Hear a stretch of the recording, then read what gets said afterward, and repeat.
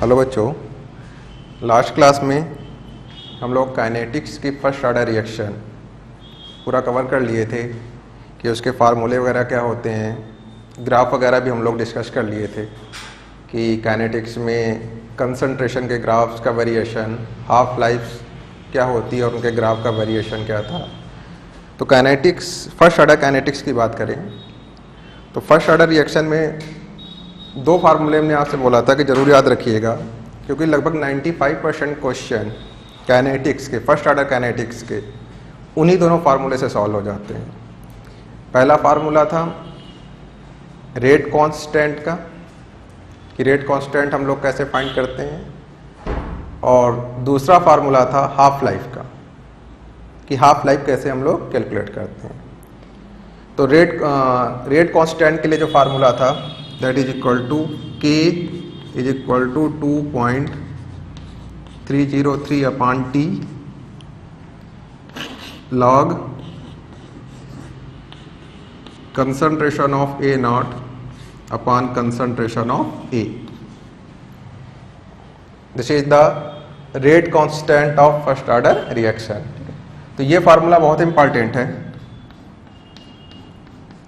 लगभग first order reaction के सारे क्वेश्चन इस फार्मूले से सॉल्व हो जाते हैं। अगर कुछ क्वेश्चन को छोड़ दें तो 95% से ज़्यादा क्वेश्चन इसी फार्मूले से सॉल्व हो जाएंगे आपके। k is equal to 2.303 upon T log A not upon A, where k is the rate constant, t is time, A not is the initial concentration and a is the remaining concentration. This is the initial concentration of reactant, this is the remaining concentration of reactant. तो यहाँ पर हमेशा initial रखिएगा, शुरुआत में जो हम लोग लेंगे रिएक्टेंट कंसंट्रेशन, और यहाँ पर जो टाइम t के बाद बचा है, टाइम t के बाद जो कंसंट्रेशन बचेगा रिएक्टेंट का, वो हम लोग यहाँ पे रखेंगे। तो पहला फार्मूला आपको ये ध्यान रखना है रेट कांस्टेंट का। दूसरा फार्मूला है हाफ लाइफ का, T half is equal to ln2 by K, या फिर ln2 की जगह पर इसकी वैल्यू आ रही थी 0.693 अपॉन के। Half life is equal to ln2 upon K या 0.693 अपॉन के, और इसी को हम लोग लिख रहे थे 2.303 log 2 अपॉन के। इसी को हम लोगों ने लिखा था 2.303 log 2 अपॉन के। तो ये हाफ लाइफ का फार्मूला था आपका, और ये फार्मूला किसका था? रेट कांस्टेंट का। और कौन सी रिएक्शन के लिए थे? First order reaction. किसके लिए फार्मूले थे? That is the first order reaction. तो फार्मूले आप ये दोनों ध्यान रखिएगा फर्स्ट ऑर्डर रिएक्शन के लिए, बहुत इंपॉर्टेंट फार्मूले हैं। फिर ग्राफ वगैरह हम लोगों ने डिस्कस ही किया था कि half life, initial concentration, reactant concentration कैसे हमारे वेरी करते हैं। आज हम लोग थोड़ा आगे डिस्कस करते हैं इसमें कि किसी भी टाइम, कोई भी टाइम लेंगे हम लोग और उसका वेरिएशन हाफ लाइफ के साथ कैसे होगा। कोई भी टाइम इंटरवल की बात करेंगे और उसका रिलेशन, एक रिलेशन फाइंड करेंगे हम लोग टाइम में, अलग अलग टाइम लेंगे और हाफ लाइफ के बीच में। तो देखिए बहुत इंपॉर्टेंट रिलेशन आते हैं इसमें, इस पे भी खूब क्वेश्चन आते हैं कंपटीशन में आपके, कि अलग अलग डिफरेंट टाइम लेते हैं और उसका रिलेशन फाइंड करेंगे हम लोग हाफ लाइफ के साथ, कि हाफ लाइफ के साथ हमारे क्या रिलेशन होते हैं। तो ये कॉन्सेप्ट बहुत इंपॉर्टेंट है। हेडिंग डालिए, relation between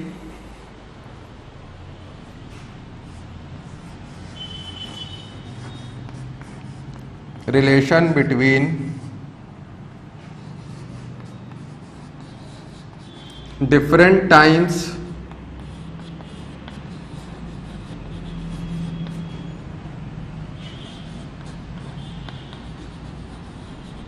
and T half. T half का मतलब हाफ लाइफ, टी हाफ मतलब हाफ लाइफ, ठीक है। तो relation between different times and T half.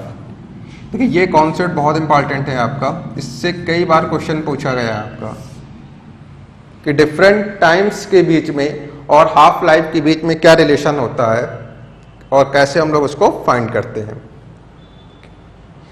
तो जैसे डिफरेंट टाइम की बात करें तो अभी हम लोग टाइम की बात कर रहे हैं। सबसे पहले टाइम्स और किसके बीच में रिलेशन फाइंड करना है? हाफ लाइफ के बीच में। किसके बीच में फाइंड करना है? हाफ लाइफ के बीच में। तो हाफ लाइफ क्या होता है? हाफ लाइफ की डेफिनेशन क्या थी? अगर हम लोग हाफ लाइफ की डेफिनेशन याद करें कि कैसे डिफाइन किया गया था हाफ लाइफ को, तो हमने बताया था हाफ लाइफ वो टाइम है जिसमें half of the reactant is converted into product. Half life वो टाइम है जिसमें आधा रिएक्टेंट किसमें कन्वर्ट हो जाएगा? प्रोडक्ट। तो रिएक्टेंट बचेगा कितना? हाफ, क्योंकि आधा तो कहां चला गया? प्रोडक्ट में। तो बचा कितना? आधा। तो देखिए ये जो डेफिनेशन है बहुत इंपॉर्टेंट है, क्योंकि जैसे आप हाफ लाइफ को डिफाइन करते हैं सेम वैसे ही आपको कोई भी टाइम डिफाइन करना, जो भी टाइम आपको दिया जाएगा तो उसकी डेफिनेशन बिल्कुल वैसे ही लिखनी है आपको जैसे आपने हाफ लाइफ को डिफाइन किया। अभी इसका मतलब क्या है अभी हम लोग समझ रहे हैं इसको कि क्या हम बोल रहे हैं, लेकिन जैसे हाफ लाइफ को डिफाइन किया है बिल्कुल उसी जगह उसी तरीके से, बस हाफ की जगह जो टाइम दिया जाएगा उसको डिफाइन करेंगे हम लोग। जैसे बाई चांस हमने कहा कि हमारे पास टाइम है टी हाफ, ये तो हाफ लाइफ है, अब इसकी जगह इन्होंने टाइम दे दिया T1/4। हमने कहा इसको बताओ ये क्या है? T1/4। तो देखिए इसको कैसे डिफाइन किया हमने? टी हाफ है तो यहां पर हमने कहा हाफ ऑफ द रिएक्टेंट, ये जो नंबर लिखा हुआ है, आधा रिएक्टेंट कहां चला गया? प्रोडक्ट में। जब इसको डिफाइन करेंगे तो यहां पर कितना लिखा है? 1/4। तो अब हम लोग बोलेंगे 1/4 रिएक्टेंट कहां चला गया? प्रोडक्ट में। जैसे इसमें हम लोग क्या बोल रहे हैं? हाफ रिएक्टेंट कहां चला गया? प्रोडक्ट में। वैसे यहां पर क्या है? 1/4। तो यहां पर हम क्या बोलेंगे? 1/4 रिएक्टेंट किसमें कन्वर्ट हो गया? प्रोडक्ट में। यानी T1/4 वो टाइम है जिसमें 1/4 reactant is converted into product. ऐसे आपसे अगर हम लिख दें, हम कहें कि T3/4 इसको डिफाइन करो, T3/4 इसको डिफाइन करिए, तो हम कहेंगे 3/4 रिएक्टेंट किसमें कन्वर्ट हो जाएगा? प्रोडक्ट में। 3/4 रिएक्टेंट किसमें कन्वर्ट होगा? प्रोडक्ट में। ठीक है, तो बिल्कुल सिमिलर जैसे इसमें डिफाइन कर रहे थे कि हाफ रिएक्टेंट प्रोडक्ट में, यहां 1/4 रिएक्टेंट प्रोडक्ट में, यहां पर इसको अगर डिफाइन करना होगा तो 3/4 रिएक्टेंट किसमें कन्वर्ट होगा? प्रोडक्ट में। तो ये टाइम को डिफाइन करना सीखिएगा, बहुत इंपॉर्टेंट है ये। कोई भी टाइम आपको दे दिया जाए रैंडमली, कहा जाए T5/6, T5/6 बताओ, कुछ नहीं है, 5/6 रिएक्टेंट कहां चला गया? प्रोडक्ट में। 5/6 रिएक्टेंट किसमें कन्वर्ट हो गया? प्रोडक्ट में। तो जैसे हाफ लाइफ को डिफाइन किए थे वैसे ही किसी भी टाइम को डिफाइन करेंगे, बस हाफ लाइफ में यहां हाफ होता है तो हम लोग हाफ बोलते हैं। अब जो टाइम गिवन होगा, जो गिवन होगा हम लोग उसकी बात करेंगे। तो यही है difference, relation between different times and T half. देखिए यहां पर कुछ स्टैंडर्ड रिलेशन होते हैं जो बहुत आसानी से आपको याद हो जाएंगे भी, इनका काफी अच्छा यूज होता है। जैसे यहां पर एक चार्ट हम लोग बना लेते हैं, यहां टाइम, यहां पर हम लोग ले रहे हैं reactant, reactant initial concentration,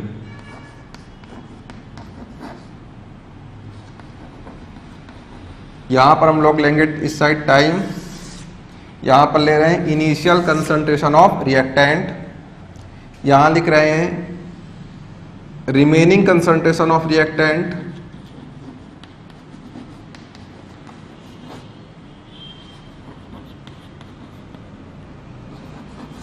remaining concentration of reactant,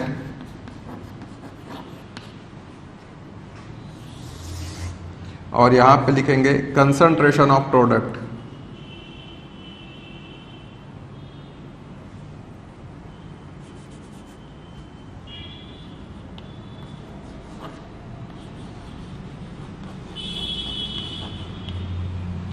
concentration of product.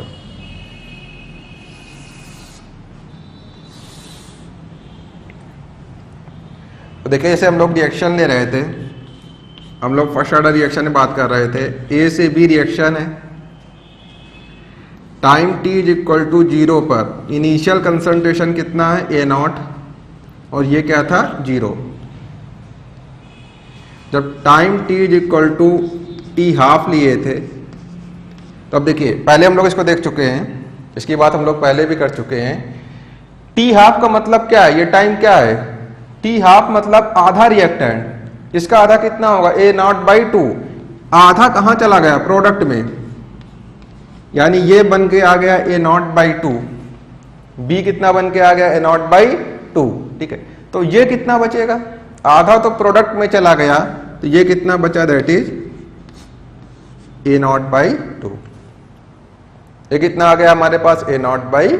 तो जैसे अगर हम लोग यहां पर लिखे, हमने कहा जो टाइम है, टाइम t, यहां पर initial concentration of reactant, reactant क्या है A, यहां पर रिमेनिंग कंसंट्रेशन, रिमेनिंग मतलब किस टाइम के बाद है, रिमेनिंग कंसंट्रेशन ऑफ रिएक्टेंट, और यहां पर कंसंट्रेशन ऑफ प्रोडक्ट, प्रोडक्ट का मतलब B। यहां पर हम लोग किसके कंसंट्रेशन लिखेंगे, प्रोडक्ट के। चलिए ध्यान दीजिए, हमने कहा टाइम t हाफ है, जब टाइम हमने क्या लिया t हाफ। अच्छा, इनिशियल कंसंट्रेशन ऑफ रिएक्टेंट, ये तो हम क्या हमेशा क्या लेंगे हम लोग A0, initial concentration of reactant ये क्या है A0। अब t हाफ वो है जिसमें इसका आधा, आधा कहां चला गया प्रोडक्ट में, कंसंट्रेशन ऑफ प्रोडक्ट, तो बचा कितना reactant, that is A0/2। Initial concentration of reactant A0, remaining concentration बचा कितना है, that is A0/2 remaining concentration, और प्रोडक्ट कितना बन के आ गया, दैट इज A0/2। ये क्या है, कंसंट्रेशन ऑफ प्रोडक्ट। तो जब time t is equal to t half है, तो आप तुरंत, आप इनिशियल कंसंट्रेशन तो A0 ही है, तुरंत आप लिख दिए कि रिमेनिंग कंसंट्रेशन क्या है A0/2, और प्रोडक्ट कंसंट्रेशन क्या है A0। चलो ये तो एक हो गया टाइम। अगर हम कोई दूसरा टाइम डिफाइन करें, हमने कहा T3/4, अब हम डिफाइन करना चाह रहे हैं, यहां पर t हाफ ना लिख के हम डिफाइन करें T3/4, T3/4, ठीक है। तो चलिए इसकी डेफिनेशन क्या है T3/4 की। इनिशियल कंसंट्रेशन रिएक्टेंट का क्या ले रहे हैं हम लोग A0, इनिशियल कंसंट्रेशन कितना A0। अब देखिए T3/4 लिखिए, अगर T3/4 की बात करें तो T3/4 वो टाइम है जिसमें 3/4 ऑफ रिएक्टेंट, रिएक्टेंट कितना A0, इसका 3/4 कितना होगा 3/4 A0। फिर से ध्यान सुनिएगा, ये वो टाइम है जिसमें 3/4 ऑफ रिएक्टेंट, रिएक्टेंट का 3/4 कितना हुआ 3/4 A0 कहां चला जाए प्रोडक्ट में, यानी प्रोडक्ट कितना बन के आ गया 3A0/4, प्रोडक्ट कितना मिल गया 3A0/4, बाकी बचा क्या रिएक्टेंट। तो अब A0 से 3A0/4 ये बन गया, तो बचा कितना माइनस कर दो, A0 माइनस 3A0/4। जब इसको सॉल्व करेंगे इसकी वैल्यू क्या आ गई, A0/4, यानी 3A0/4 तो प्रोडक्ट बन गया, और A0/4 क्या बचा आपके पास, reactant. This is the remaining concentration, A0/4 is the remaining concentration of reactant, यानी ये कितना आ गया यहां पर, A0/4, ये कितना बन के आ गया, 3A0/4, दिस इज 3A0/4। तो इसी तरीके से आप किसी भी टाइम को लिख सकते हैं, जैसे अब हमने कहा एक टाइम है T7/8 डिफाइन करना है आपको, T7/8, ठीक है। तो इनिशियल कंसंट्रेशन क्या होगा, A0, इनिशियल इज A0। कैसे डिफाइन करेंगे इसको, 7/8 वो टाइम है जिसमें 7/8 ऑफ रिएक्टेंट कहां चला गया, प्रोडक्ट में, यानी इसका 7/8 लिखेंगे तो 7/8 A0, 7/8 ऑफ रिएक्टेंट कहां चला गया, प्रोडक्ट में, तो प्रोडक्ट बन के आ गया 7A0/8। अब रिएक्टेंट कितना बचा, इससे इसको माइनस कर दो, जैसे यहां पर माइनस कर रहे थे A0 माइनस 3A0/4, यहां माइनस करेंगे A0 माइनस 7A0/8, तो ये कितना आ जाएगा, दैट इज A0/8, ये कितना बन के आ गया, A0/8। तो ऐसे ही आप किसी भी टाइम को बहुत इजीली डिफाइन कर सकते हैं, जो फ्रैक्शन यहां पर लिखा हो उतना आप क्या बना दो, प्रोडक्ट, बाकी इनिशियल से इसको माइनस कर दो तो क्या मिल जाएगा, रिमेनिंग कंसंट्रेशन ऑफ रिएक्टेंट, यहां पे क्या मिल जाएगा, रिमेनिंग कंसंट्रेशन ऑफ रिएक्टेंट।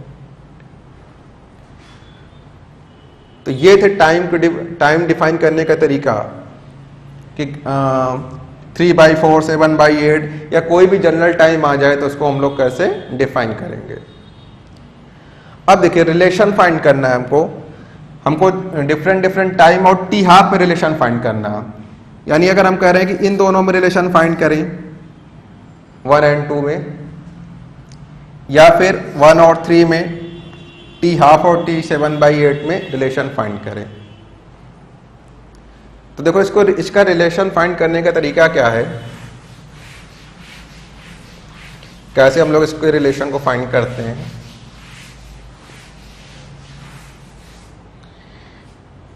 देखिए रेट कांस्टेंट का जो फार्मूला होता है, rate constant that is K is equal to 2.303 upon T log concentration of A0 अपॉन कंसंट्रेशन ऑफ A।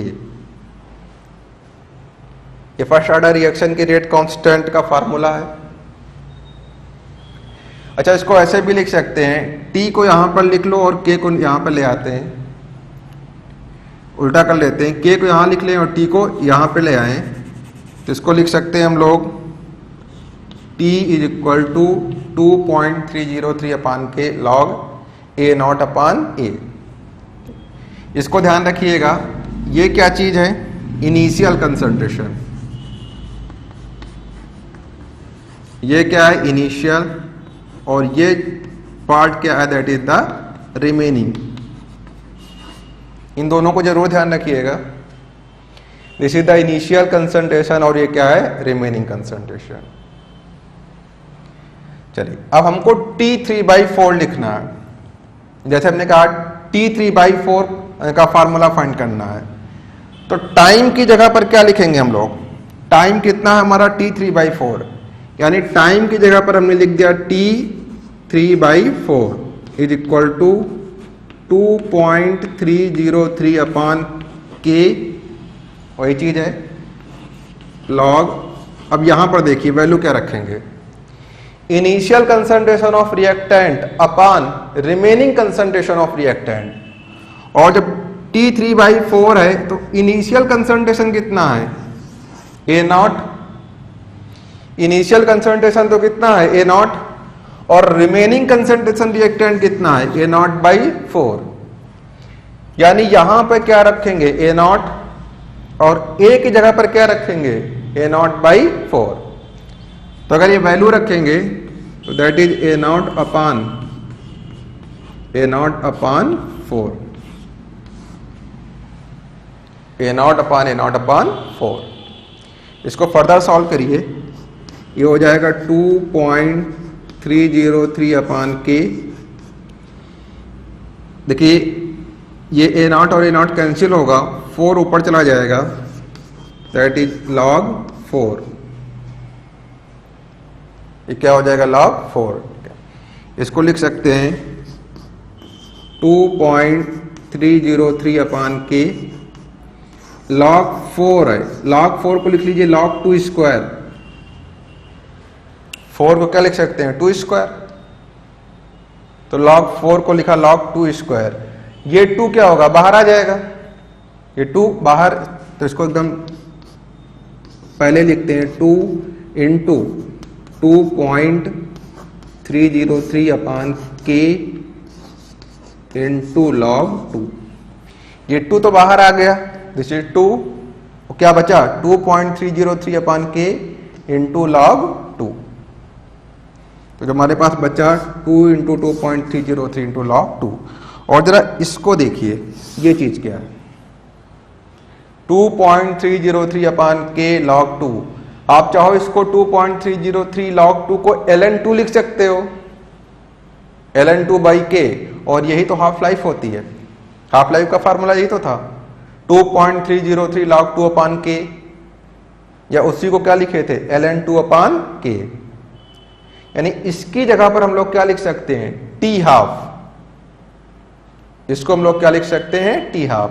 तो 2 इंटू t हाफ, तो t3/4,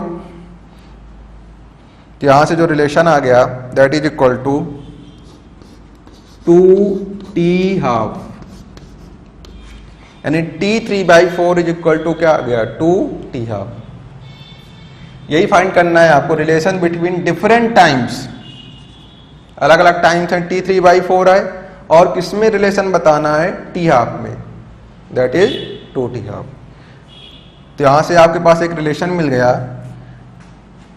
कि t3/4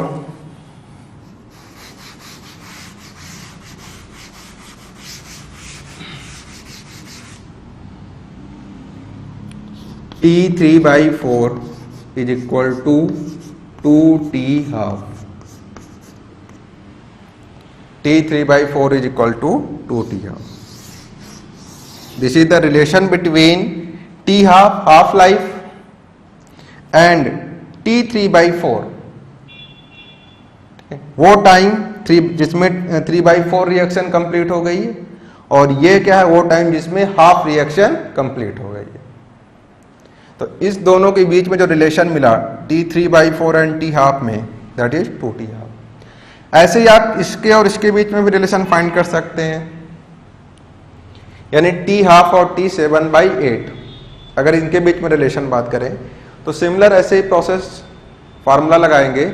इसी फार्मूले से आप t हाफ और t7/8 के बीच में रिलेशन फाइंड कर सकते हैं। बिल्कुल सेम फार्मूला रहेगा, यहां पे टाइम केवल चेंज हो जाएगा। 3/4 की जगह आप क्या लिखेंगे? 7/8। 3/4 की जगह 7/8, बाकी सेम रहेगा। लॉग यहां पर इनिशियल कंसंट्रेशन कितना है? 7/8 पे A0, और रिमेनिंग कंसंट्रेशन कितना है? That is A0/8। तो यहां तो A0 ही रहेगा, यहां पर क्या आ जाएगा? A0/8, बट उसको सॉल्व कर लेना है, उसके बाद उसको हम लोग क्या करेंगे? सॉल्व कर लेंगे। तो अगर हम लोग t7/8 और t हाफ में रिलेशन फाइंड करें तो कुछ नहीं करना है, बस यहां पर टाइम की जगह पर लिखेंगे t7/8 2.303/k log initial concentration A0 है, रिमेनिंग कंसंट्रेशन हो जाएगा A0/8। रिमेनिंग कंसंट्रेशन कितना हो जाएगा? A0/8। बिल्कुल सेम रहेगा यहां पर। अब ये 8 ऊपर चला जाएगा, तो यहां पर क्या लिखेंगे हम लोग? 8। देखिए उसी में हम लोग चेंज कर रहे हैं, जिससे बिल्कुल कंफ्यूजन ना हो कि बिल्कुल वैसे ही फाइंड करना है आपको, बिल्कुल उसी में कर रहे हैं हम लोग, सॉल्व कर रहे हैं उसको, कि आपको बिल्कुल ये पता लगे कि प्रोसीजर बिल्कुल वही है। अब 4 था तो 2 स्क्वायर था, अब 8 है तो इसको क्या लिख सकते हैं 2 क्यूब। 8 है तो क्या बन गया 2 क्यूब। अब ये 3 बाहर आ जाएगा तो यहां पर क्या आ जाएगा 3, बाकी सब कुछ वही है, तो यहां से क्या हो जाएगा 3t½ क्या रिलेशन मिल गया आपको, T7/8 is equal to 3t½ यानी T7/8 is equal to 3t½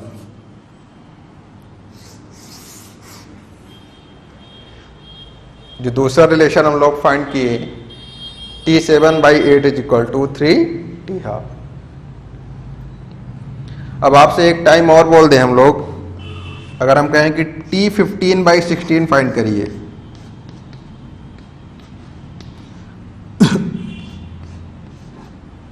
T15/16 उसकी वैल्यू क्या होगी कि T15/16 और t½ में रिलेशन बताइए। तो देखिए बहुत आसान है, आपको बार बार ये सब फार्मूला नहीं लगाना है। अब आपको एक ट्रिक बता रहे हैं, उससे आपको ध्यान रखना है।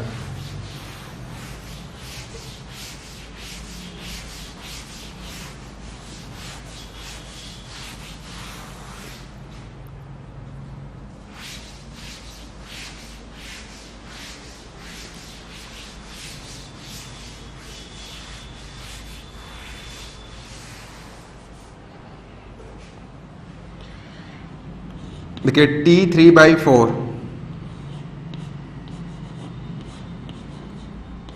T3/4 और t½ में रिलेशन फाइंड करना है कि T3/4 कितना t½ होता है।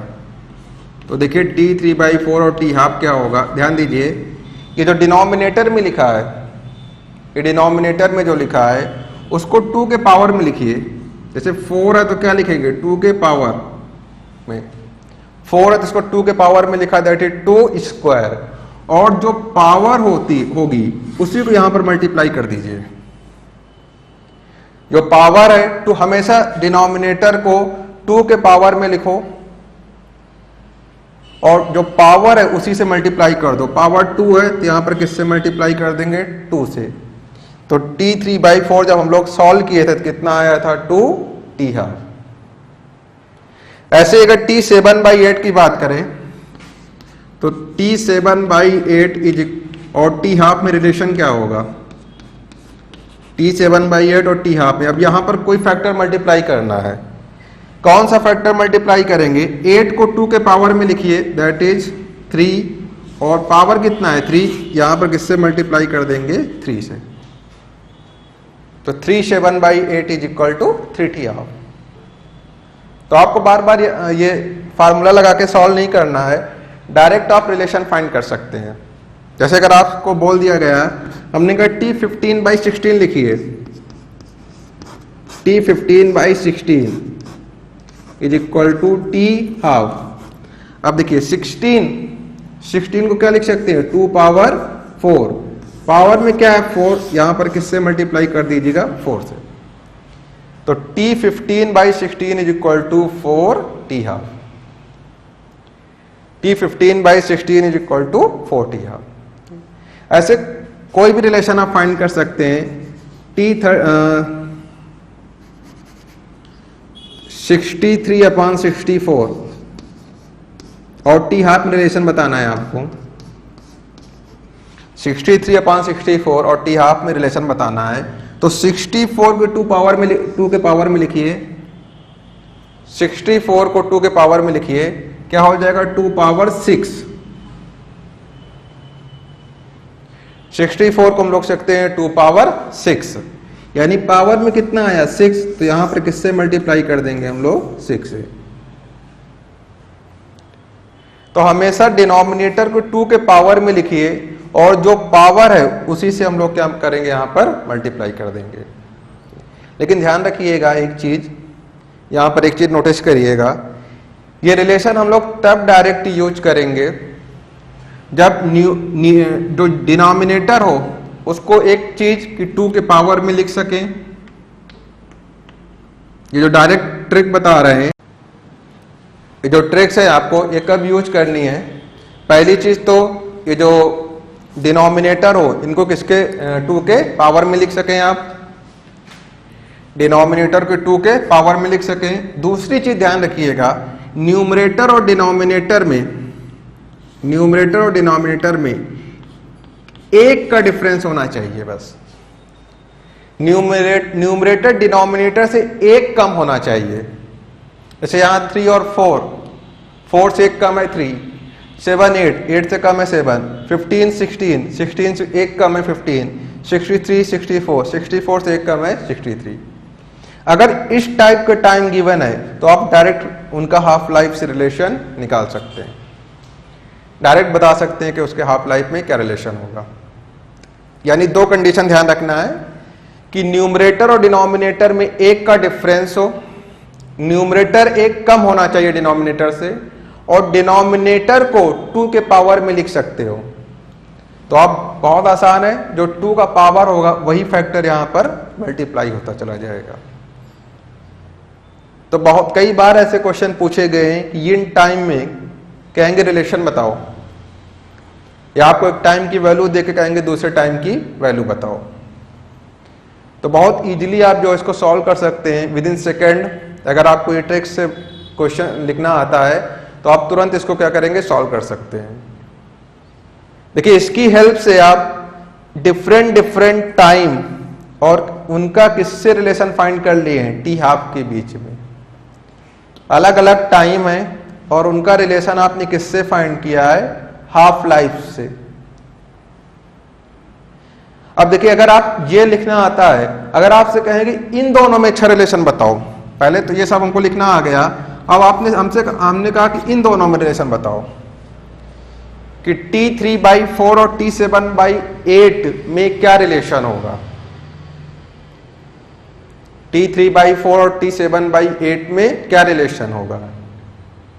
तो बहुत आसान है, T3/4 और T7/8 में, T3/4 में पहले ये रिलेशन लिख लो, T7/8 में ये रिलेशन लिख लो। दोनों में रिलेशन फाइंड करना है, दोनों को डिवाइड कर दो, ये T हाफ कैंसिल होगा, इन दोनों में क्या आ गया, रिलेशन। इन दोनों में हमने क्या फाइंड कर लिया, रिलेशन। इन दोनों में रिलेशन फाइंड करना है आपको। तो आप क्या करिए, पहले इन दोनों में कोई रिलेशन हमको नहीं पता है, हम डायरेक्ट रिलेशन नहीं लिख सकते हैं।